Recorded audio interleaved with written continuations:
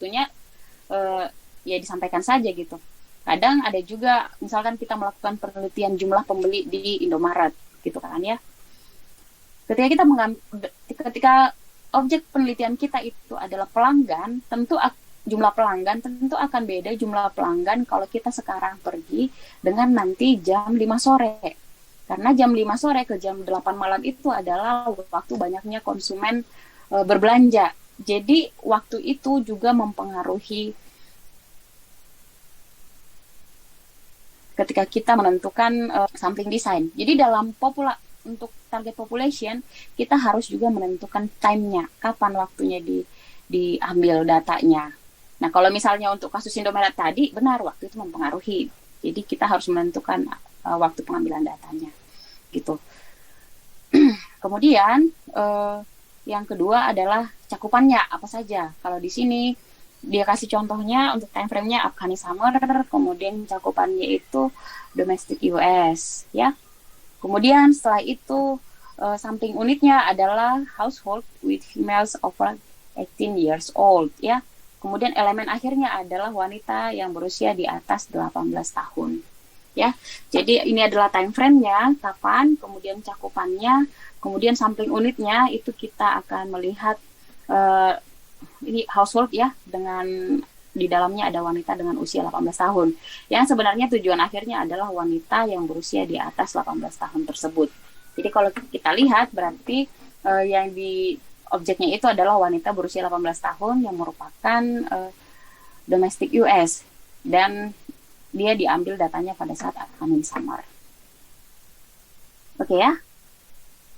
Nah, kemudian kita tentukan sampling frame. Sampling frame itu biasanya ini ya, representasi dari elemen target populasi. Jadi kalau misalnya dari sini tadi kita tentukan bahwa target populasinya adalah wanita dengan usia di atas 18 tahun ya, di setiap rumah di domestic US, maka sampling frame ini adalah apa ya, detailnya ya, list yang kita punya untuk dapat sampai ke populasi tersebut.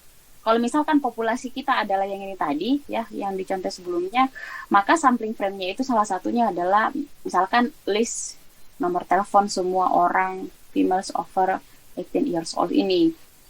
Kita udah punya cara untuk dapat sampai kepada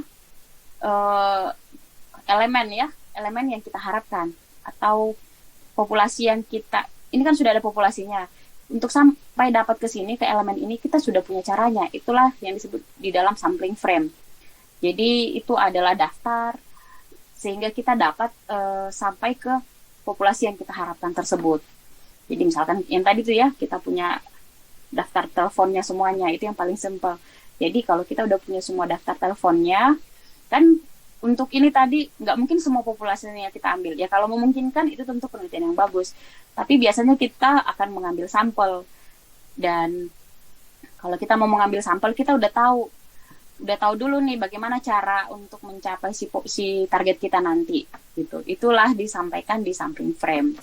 Jadi kita udah punya tujuannya tadi, wanita di atas 18 tahun, kemudian kita udah punya nomor teleponnya ya di sampling frame ini. Sekarang kita tinggal menginginkan gimana cara pengambilan sampelnya, apakah secara acak atau seperti apa ya. Nah, ini adalah teknik samplingnya. Jadi teknik sampling itu ada dua jenis, ada non-probability sampling dan ada probability sampling ya. Jadi kalau probability sampling artinya semuanya memiliki peluang yang sama. Non-probability sampling itu tidak berdasarkan peluang yang sama ya. Jadi itu terdiri dari sebentar ya. Nah, non-probability sampling tidak menggunakan prosedur ini ya, peluang, tidak menggunakan prosedur peluang, tapi berdasarkan judgment ya. Jadi ada convenience, judgmental sampling, quota sampling, dan snowball sampling. Convenience sampling ini, jadi sampelnya diambil dari populasi terdekat. Jadi misalkan kita lakukan penelitian yang melibatkan semua mahasiswa di Indonesia, maka convenience sample, semua mahasiswa nih populasinya, Tapi karena kita ada di Toba ini, maka sampel kita itu akan kita pilih yang berada di populasi terdekat, ya, populasi terdekat. Misalkan ya mahasiswa yang ada di Medan aja, yang ada di sekitar Toba aja, dan yang tetangga-tetangga kita dan kolega-kolega kita, itulah sampel yang kita ambil. Itu disebut sebagai convenience sample. Jadi bukan masuk ke dalam probability sampling, tapi ke non-probability sampling jadinya. Kemudian judgmental sampling. Jadi ini adalah sampel yang diambil berdasarkan pakar, ya, yang menurut kita adalah pakarnya. Misalkan kita ingin melakukan penelitian mengenai pendidikan dan kita membutuhkan pakar. Nah, menurut kita pakar pendidikan di kampus kita di Sumatera Utara, ya, menurut kita ya salah satunya rektor kita. Jadi kita akan memilih rektor kita sebagai sampelnya, gitu. Jadi menurut kita yang pakar itu adalah rektor-rektor di seluruh Sumatera Utara, maka sampel kita adalah rektor-rektor di seluruh Sumatera Utara. Itu adalah judgmental sample. Jadi tentu peluangnya nggak ini, ya. Kan pengambilan datanya itu nggak acak jadinya, ya. Convenience sampling nggak acak, judgmental sampling makanya masuk ke non-probability sampling. Kemudian kuota sampling itu berdasarkan kuota pada kelompok tertentu, ya. Berdasarkan kuota pada kelompok tertentu. Misalnya kita yang tadi mau mengambil sampel mahasiswa di seluruh Indonesia. Tapi mau ngambilnya dari ITDL, misalkan 100, sampelnya 100 orang. Oh, ambilnya dari ITDL 50, kemudian dari 20, dari Unima 20, seperti itu. Jadi itu adalah kuota sampling. Tentu kita untuk menentukan jumlah-jumlah tadi, persentase itu harus ada juga dasarnya, ya. Jadi kalau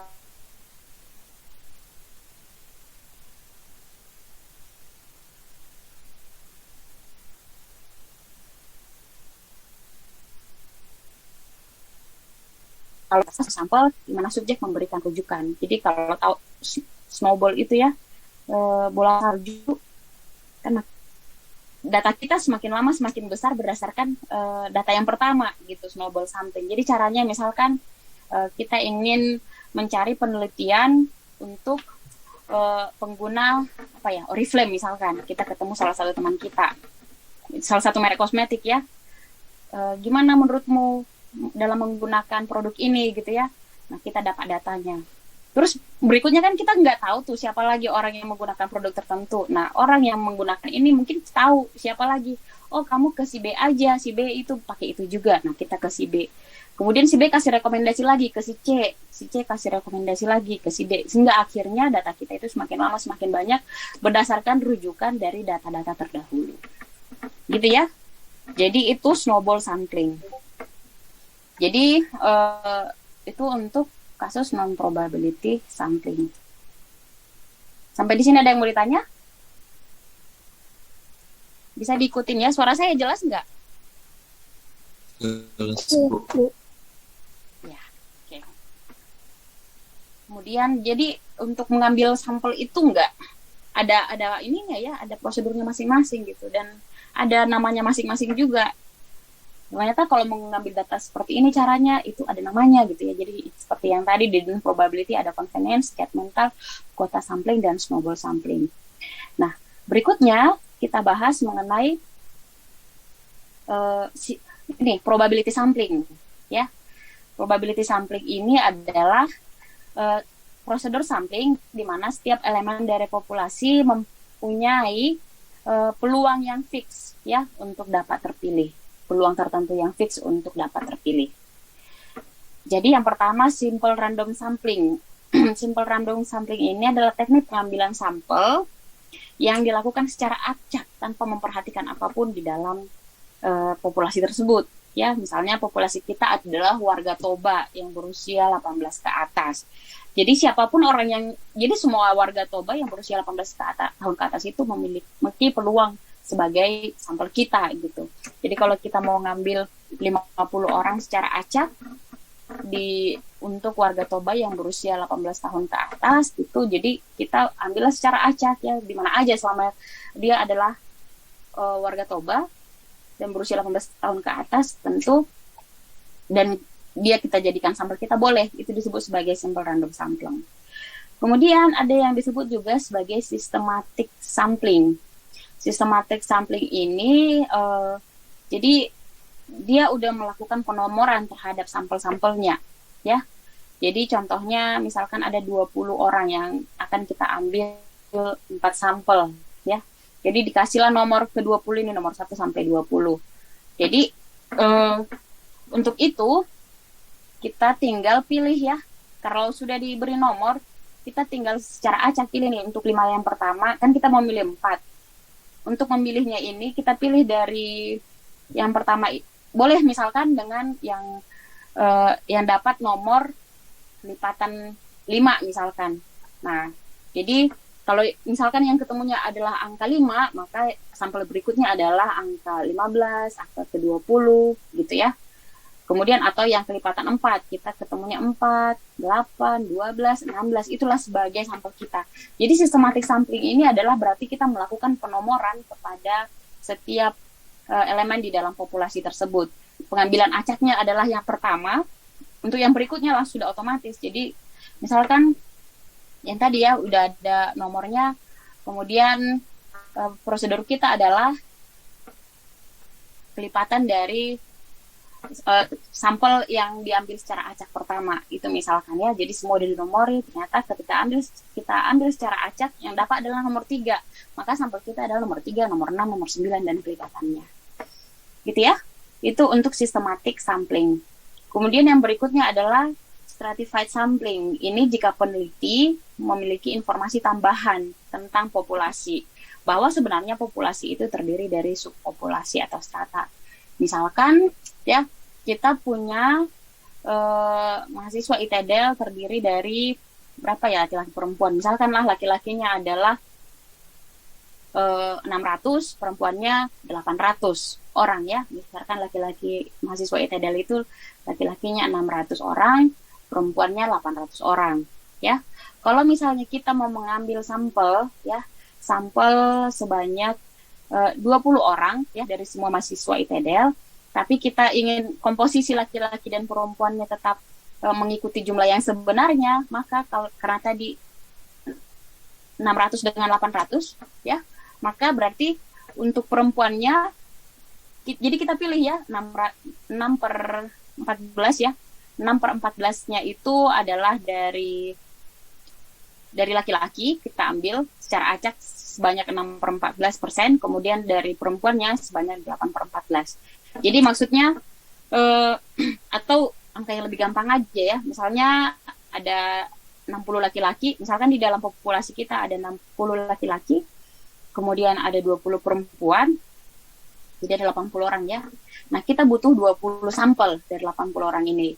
Karena tadi 60-nya laki-laki, 20-nya perempuan, itu artinya 75% dari sampel kita itu harus berasal dari laki-laki dan 25% sampelnya berasal dari perempuan.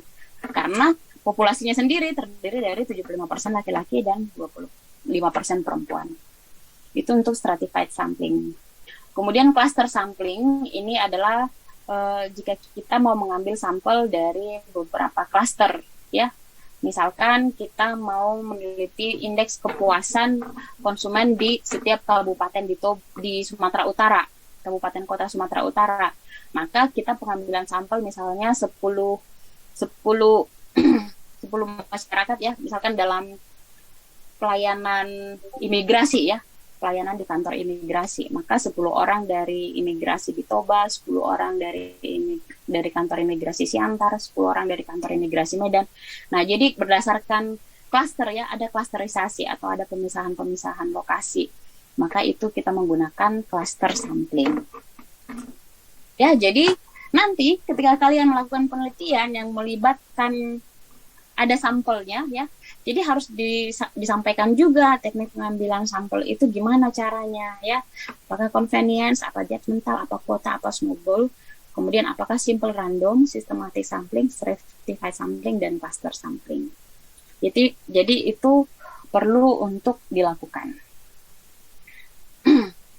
gitu ya. Nah, beberapa dari non-probabilitas sampling, kan selama ini yang kita pelajari di statistika itu adalah penelitian kuantitatif semua data-data kita itu berbentuk angka, kemudian kita tentukan apakah ada pengaruh antara variabel 1 dan 2, kemudian apakah ada apa juga ya, perbedaan rata-rata, seperti itu kan yang selama ini kita pelajari. Nah, ada juga penelitian yang lain yang dinamakan sebagai penelitian kualitatif. Penelitian kualitatif ini adalah penelitian yang dengan menggunakan judgment seperti itu. Makanya kadang judgmental sampling ini berguna untuk penelitian kualitatif, kayak gitu ya.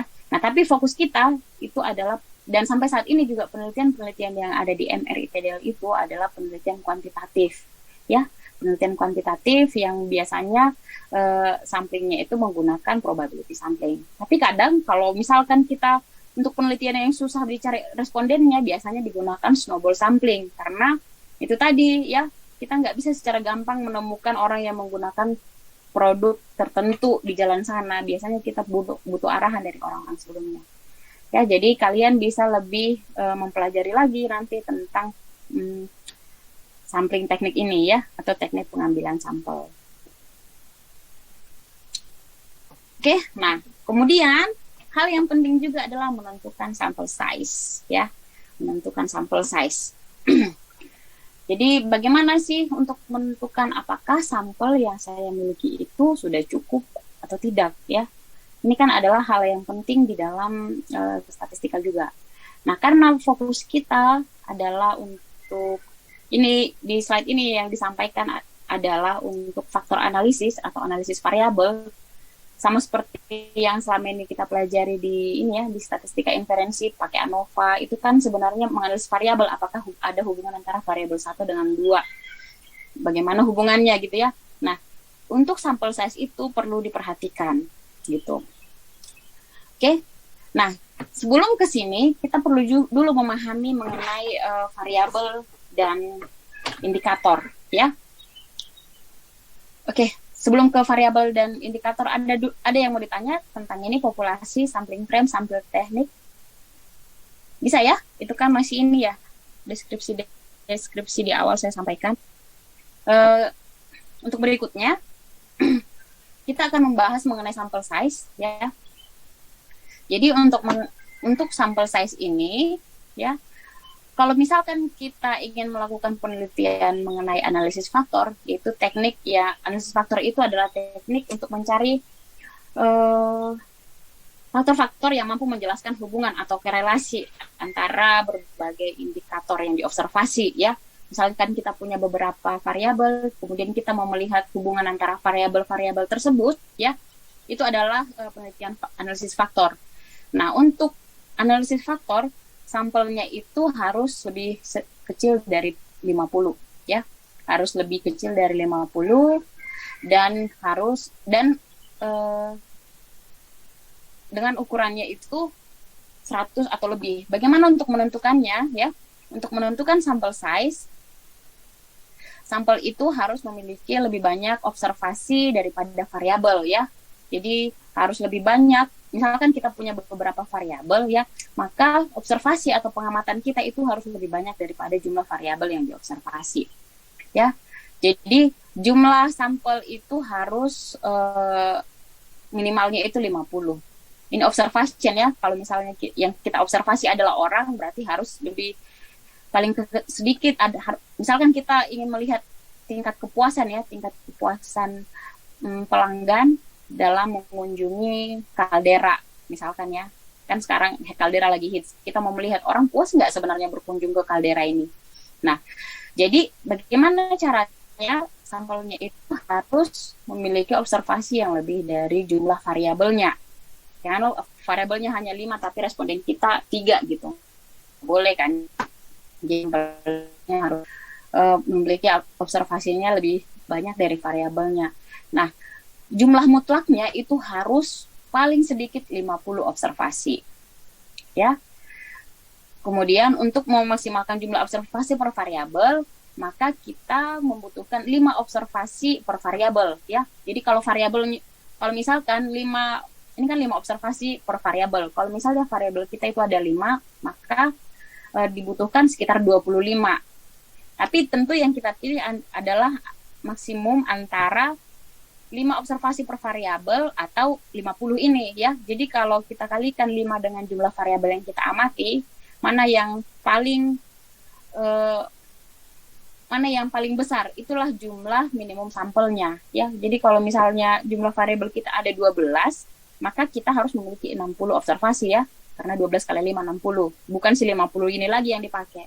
Tapi kalau variabel kita hanya 5, maka kita harus memakai yang minimum sampelnya itu adalah sebanyak 50. Nah, kemudian terkadang untuk hal-hal lain ya, untuk analisis yang lain, ketika ini saya cerita tentang kakak-kakak kelas kalian ya, dalam melakukan penelitian itu, kalau mau mengambil sampel harus jelas apa judgement-nya, kenapa jumlah sampelnya begitu ya. Jadi nggak bisa, walaupun misalkan dia ngambil sampelnya 1000, tapi tidak bisa menjelaskan, dan menurut kita 1000 itu banyak ya, tapi tidak bisa menjelaskan kenapa 1000, itu nggak bisa juga. Jadi untuk setiap penelitian, kalau misalkan mau ngambil sampel sekian harus jelas apa indikator yang atau apa bukti atau referensi yang menyatakan bahwa jumlah sampel itu sudah memenuhi dari sampel yang seharusnya dilakukan gitu. Jadi untuk faktor analisis kita tinggal menunjukkan, ini kan dari buku ya, dari Hare et al. Nanti saya share bukunya juga, which is ini dari buku Hare. Jadi kita tinggal menggunakan ini ya, berdasarkan si Hare bahwa jumlah sampelnya itu, karena variabel saya hanya ada 5 gitu ya, maka jumlah minimum sampelnya itu adalah 50 observasi. Boleh dari atas 50, boleh. Jadi kalau 50 sudah mencukupi dan kita punya 100 ya tidak apa-apa, tidak ada masalah di situ. Tapi kan masalahnya kalau ternyata dia lebih kecil dari si angka 50 ini, si angka-angka tersebut. Jadi harus ada judgement berapa sampel minimal yang harus diambil dalam penelitian tersebut. Oke ya? Nah, yang di sini saya akan menjelaskan nanti tentang structural equation modeling, pengembangan dari regresi yang sudah kita bahas ya. Di sini untuk summary-nya, minimum sample size-nya itu, ini khusus untuk SEM ya, structural equation modeling, minimum sample size-nya itu adalah 100 jika modelnya memuat 5 atau konstruk yang lebih kecil dari 5 ya. Jadi memuat 5 atau lebih sedikit lagi konstruk di sini maksudnya variabel ya. Jika dia memuat 5 atau lebih kecil dari 5 variabel, dan masing-masing variabel itu lebih dari 3 indikator ya. Di sini observe variabel ya, maksudnya 3 indikator, maka sample size kita itu harus 100 minimumnya. Kemudian minimum sample size-nya itu harus 150 jika kita memiliki jumlah konstruk atau variabel itu sebanyak 7 atau lebih ya. Kemudian ini untuk yang lainnya ya, minimum sample size 300, 500, tapi penelitian mahasiswa biasanya sampai yang gue ini aja. Minimum sample size 100 jika modelnya memuat 5 atau konstruk yang lebih sedikit lagi dari 5 ya. Dengan masing-masing ada 3 indikator ya, atau observe variabel. Kenapa ada variabel, kenapa ada indikator, itu akan kita lihat nanti ya. Karena memang berbeda yang disebut dengan variabel dan indikator. Oke ya. Jadi di sini minimum sampelnya 100 kalau ada 5 atau lebih konstruknya. Kemudian masing-masing dengan 3 observe variabel atau 3 indikator. Kemudian ada juga minimum sampel size-nya 150 jika ada 7 konstruk ya, 7 konstruk. Oke. Ini nanti, ini terkait untuk ini tadi ya, untuk population, sampling frame, sampling dan sample size. Ini contoh yang diambil dari buku ya.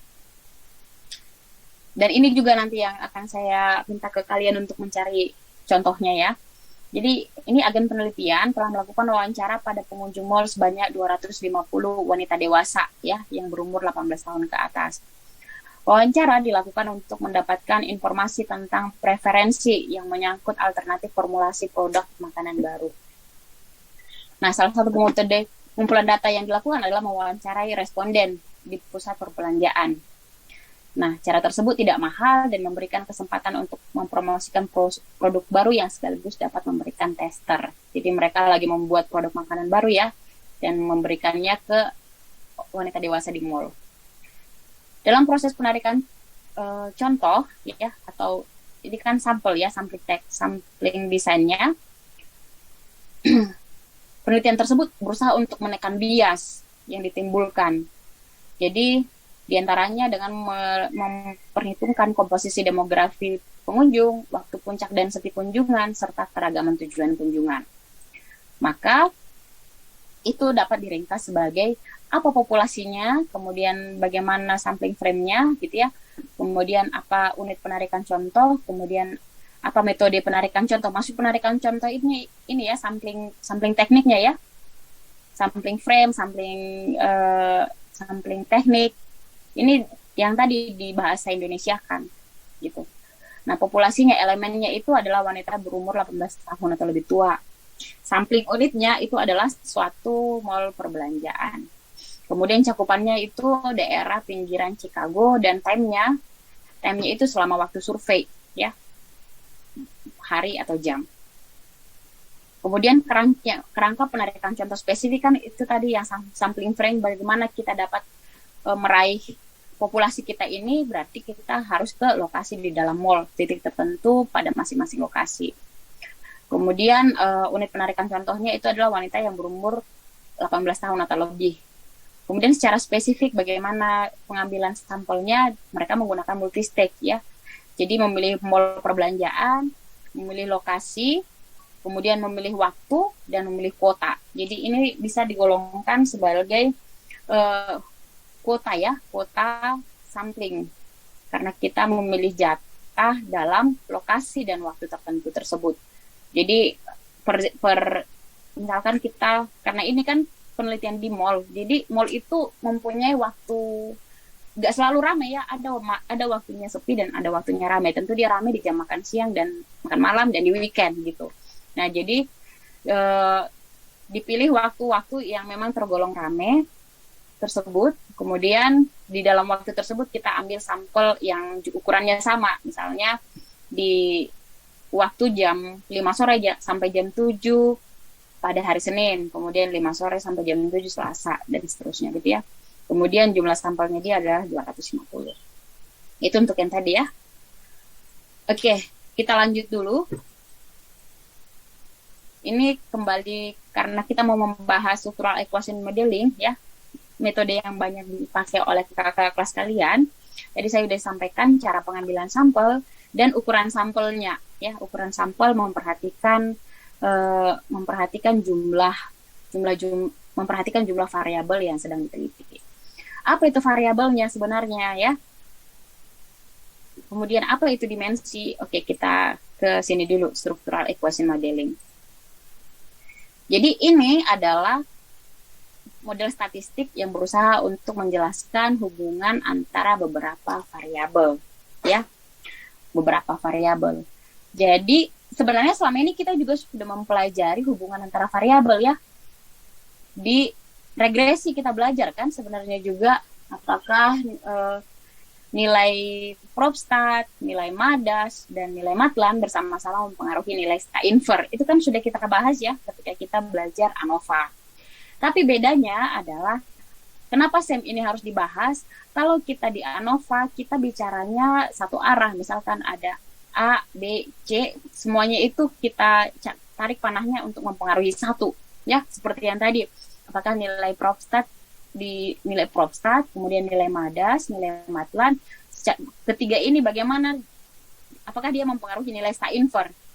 Kan kita di ANOVA kita belajar uji T, uji F ya. Pertama kita mau melihat apakah sendiri-sendiri mempengaruhi nilai Stainver dan bagaimana mereka secara bersama-sama mempengaruhi Stainver. Kalau bersama-sama itu kan kemarin yang uji F ya.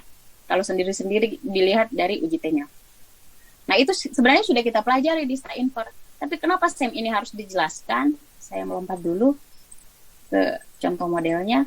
Karena contoh modelnya itu seperti ini gitu ya. Biasanya kita hanya, ini ditutup network, hanya dari perceived quality ke, Hanya dari yang ini ya, dari perceived quality, kemudian trust, kemudian satisfaction. Biasanya kita di Stainfor hanya membahas dari perceived switching cost, satisfaction, dan trust, itu semua panahnya ke loyalty. Biasanya gitu kita kan ya, ada 1, 2, 3, ada panahnya ke kanan, panahnya. Jadi biasanya kita hanya dari satu arah, 1, 2, 3, yang 3 ini merupakan variabel bebas mempengaruhi yang terakhir. Yang tadi nilai Probstat, nilai Madas, nilai Matlan, apakah dia mempengaruhi nilai Stainfor. Itu yang selama ini kita pelajari di Stainfor kita.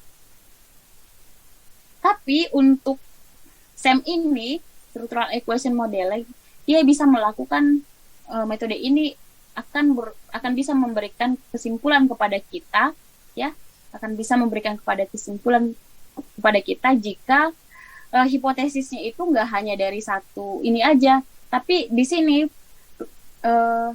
seperti ini ya, perceived quality nggak secara langsung mempengaruhi loyalty, tapi ini juga adalah salah satu variabel yang kita pertimbangkan. Kenapa? Karena dia mempengaruhi satisfaction, kemudian dia mempengaruhi perceived switching cost. Begitu juga di sini dengan trust itu mempengaruhi loyalty ya. Trust itu mempengaruhi loyalty, tapi di sisi lain trust itu juga mempengaruhi satisfaction, di mana satisfaction mempengaruhi loyalty. Kira-kira mana yang lebih rumit? Model yang ini atau model yang sudah kita pelajari di Stainfor ya? Model yang ini, Bu. Ya, model yang ini ya. Yang lain masih ngikutin kan? Ini Junadia aja dari tadi yang ngomong. Yang lain masih ngikutin? Masih, Bu. Masih ya? Oke. Ini sembari mengapain juga ya, memberikan kepada kalian gambaran-gambaran mengenai penelitian yang akan kalian kerjakan. Walaupun kalian sekarang masih semester 4 ya, semester 4 dan masih akan sekitar setahun lagi sebelum tugas akhir, tapi penjelasan saat ini akan berguna nanti ke kalian dalam mengerjakan penelitian ya. Nah, jadi yang kita pelajari hanya 1, 2, 3 mengarah ke 1 ya, 1, 2, 3 semuanya ada panah mengarah 1. Tapi kalau modelnya seperti ini ya, yang trust ini mempengaruhi ke sini, nah ini semua itu bisa kita kerjakan juga ya. Kita bisa menguji setiap hipotesis ini ya, dapat menguji semua hipotesis ini dengan menggunakan alat yang disebut sebagai structural equation modeling. Sebenarnya kalau seperti ini ada perceived switching cost, ada